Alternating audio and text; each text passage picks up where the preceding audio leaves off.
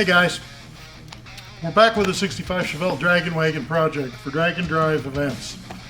Now, we've been checking this car over from front to back, top to bottom, and everything that we have found with this particular car has told us one thing, and that is, it's going to need a lot more work than we thought. Well, I kind of anticipated that. We have found a lot of things on this car to be not in spec. I'm not talking about it's just a little off. I'm talking about, hey, that frame might go like this, okay? Or it might go like this. So we have to straighten all that stuff before we can do it. I don't know the history on it completely, but I can tell you this. We do know that the previous owner had a small block in it with the Turbo 350 and made one run on this car, and that was from his driveway to the inside of his garage. From that point on, I think the car was disassembled and nobody ever checked it over. So we're at the point of starting all over from scratch, and nothing is cooperating with us on this car. There is now one thing that we have found so far that actually lines up. In trying to put the motor in there and get it squared up, get it level, get it so the transmission cross member bolts up, won't even come close.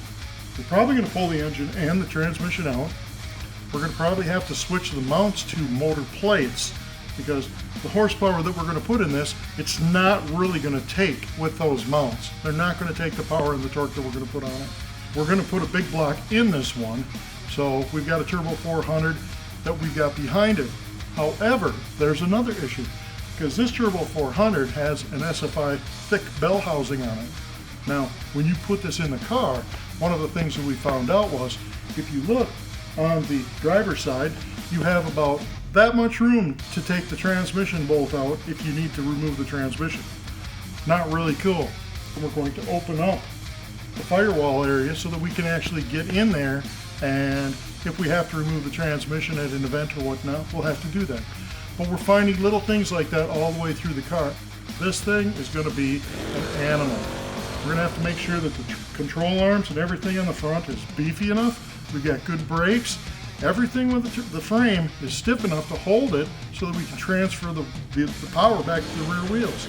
So there's a lot of things to take into account for on here. I know that we've gotten some stainless steel. We're going to actually have to make a fuel tank for this, because the way the car was narrowed in the rear doesn't allow us to use a factory style fuel tank. We want it to be safe, so we're going to tuck that underneath the back end. Brings into another issue. Are we going to be able to mount the wheelie bars with a fuel tank back there? So as you can see and understand, everything has to be taken into account for, as it's a completely full-blown project. We've already got 2 engines that we found that had bad machining on them. We're working on a 3rd engine.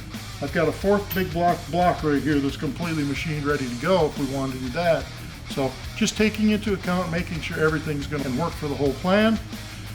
That's what we're trying to get accomplished. So follow along. We're going to take you on a journey here. 65 Draggin Wagon.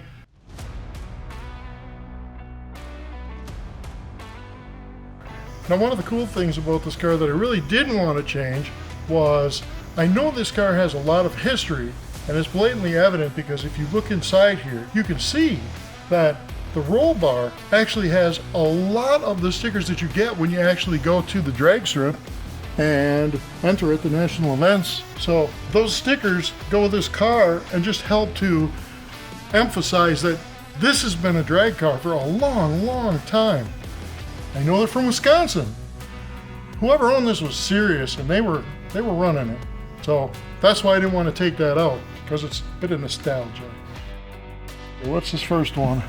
1983 Southern Nationals in Atlanta, Georgia. 1983 Baton Rouge Cajun Nationals. 1984 Gator Nationals down in Gainesville, Florida. And on and on and on.